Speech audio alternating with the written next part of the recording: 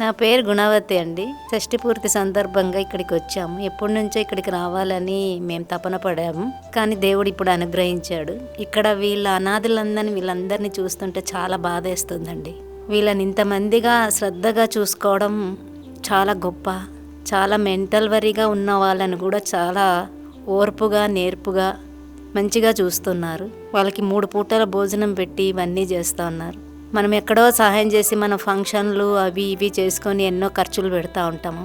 ఎంతో ఫుడ్ కూడా చాలా వేస్ట్ చేస్తూ ఉంటాము, హోటల్కి వెళ్ళి దానిలోకి వెళ్ళి. కానీ ఇలాంటి వాళ్ళకి ఇస్తే చాలా పుణ్యం వస్తుందండి.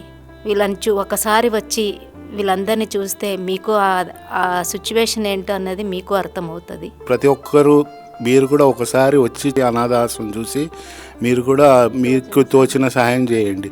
ఎందుకంటే మేము ఇవాళ మా షష్ఠి పూర్తి 60వ సంవత్సరం బర్త్డే కూడా ఏదో ఒకటి మనం ఖర్చు పెట్టి ఇవన్నీ చేసే కన్నా, వేస్ట్ చేసే కన్నా ఇక్కడ వచ్చేసి మనం వీళ్ళకి డొనేషన్ చేసి ఏది చేస్తే వాళ్ళు ఎంతోమంది, మనం 10 మందికి వాళ్ళకి భోజనాలు పెట్టినట్టు ఉంటుంది. అది వాళ్ళని చూస్తుంటే ఏడుపు వచ్చేస్తుంది. మీరు కూడా ఆలోచించండి. వృధాగా వేస్ట్ చేసే కన్నా ఇప్పుడు మనం సంపాదనలో 10 పైసలు మంది కాదు అనుకొని పక్కకి వేసుకొని ఇట్లా చోట సాయం చేస్తే చాలా గొప్ప ఇది ఉంటుందండి.